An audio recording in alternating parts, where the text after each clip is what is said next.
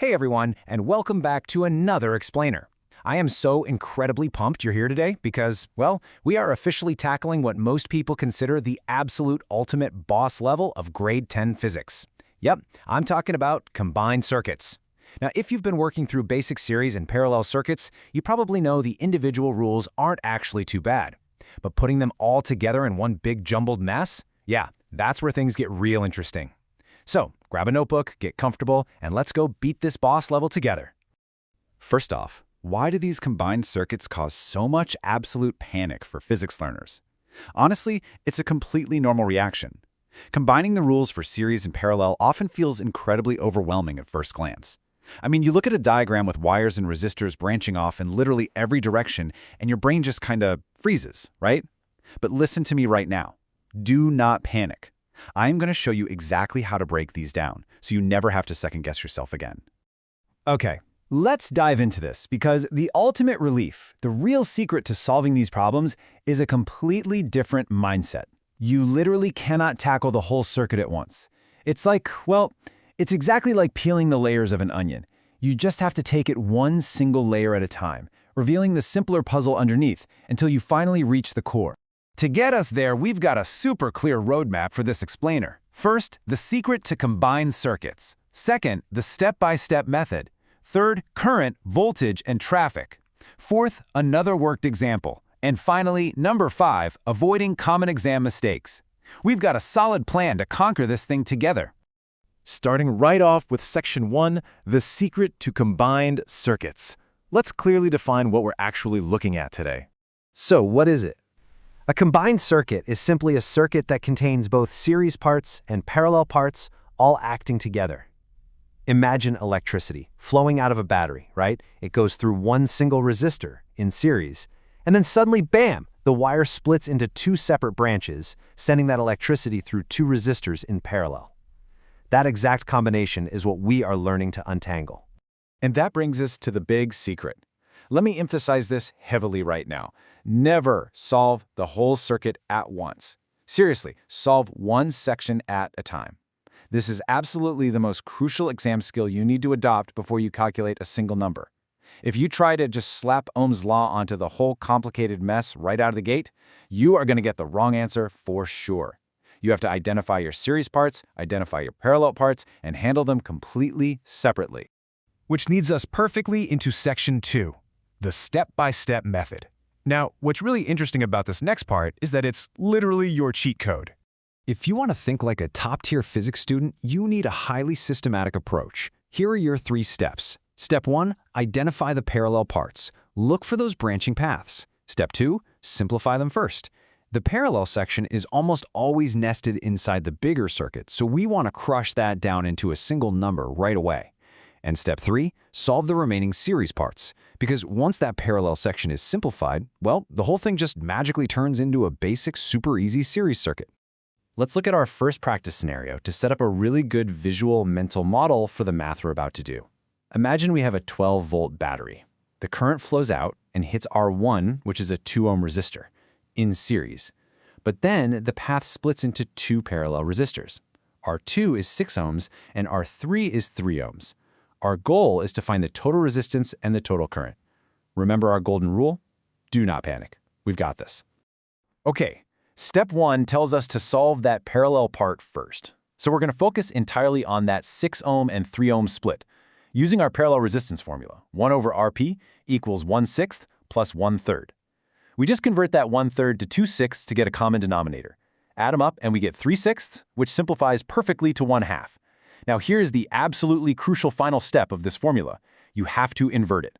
1 over Rp equals 1 over 2, which means our parallel equivalent resistance is exactly 2 ohms. Boom! We just turned that whole branching mess into a single, clean 2 ohm value. Now for step 2, and I literally cannot stress this enough, redraw the circuit. Seriously, pick up your pencil right now and sketch it out. When you do, you'll see we now have our original 2 ohm series resistor, directly followed by our newly calculated 2 ohm equivalent resistor. I mean, look how easy this is now. It's just a simple series circuit. The total resistance is simply 2 plus 2, giving us 4 ohms. Finally, step 3, finding the total current using Ohm's law. current equals voltage divided by resistance. So 12 volts divided by our total 4 ohms gives us a total current of 3 amps. And there you go, you just completely solved a combined circuit. All right, moving on to section 3, current, voltage, and traffic. Let's introduce a metaphor to make all this abstract physics really stick in your brain. I want you to think of electricity like traffic on a highway.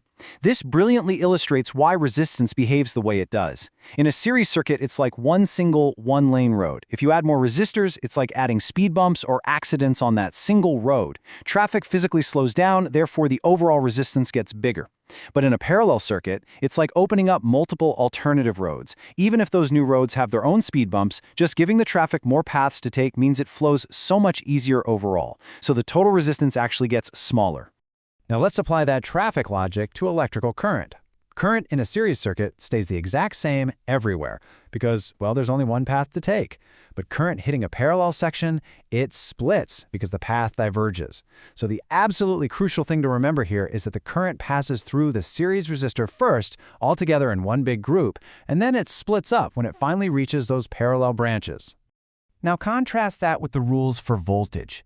In series parts, the voltage actually divides among the components. But in parallel parts, the voltage stays the exact same across all the different branches. Solidifying these rules in your mind right now is going to make checking your math later incredibly intuitive. Let's jump into section 4, another worked example. Because repetition is the absolute key to empowerment here, and we need to loop through this framework one more time to really lock it in. Let's move along and see how this builds. Here's a new circuit powered by a 12-volt battery. We have R1 sitting at 4 ohms in series. Then the circuit hits a parallel section where R2 is 4 ohms and R3 is also 4 ohms. Okay, step 1, parallel section first. 1/4 plus 1/4 gives us 2/4, which simplifies to 1/2. Invert that and our parallel equivalent resistance is 2 ohms. Step 2, we add that to our series section, so our 4 ohm series resistor plus our 2 ohm parallel equivalent gives us a nice clean total resistance of 6 ohms. To finish it all off, we hit step 3, finding the total current. 12 volts divided by our total 6 ohms equals exactly 2 amps. See, it really is that straightforward when you follow the sequence. Let's do a quick memory recap. In combined circuits, solve the parallel section first, then simplify it, redraw the circuit, and finally solve the remaining series section. That is the ultimate cheat code, plain and simple. Almost at the finish line. Section 5. Avoiding common exam mistakes. Let's get into some essential watch-out moments. Here is your crucial checklist of pitfalls to avoid, especially right before a test. Mistake number 1, trying to solve everything at once. We've talked about this. Peel the onion, don't rush it. Number 2, not redrawing the circuit after you simplify. Look, redrawing it literally forces your brain to see the new, simpler series circuit. Do not skip this step.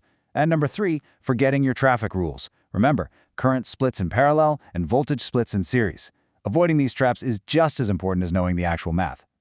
So the really exciting part here is that you now have the tools to handle practically anything they throw at you.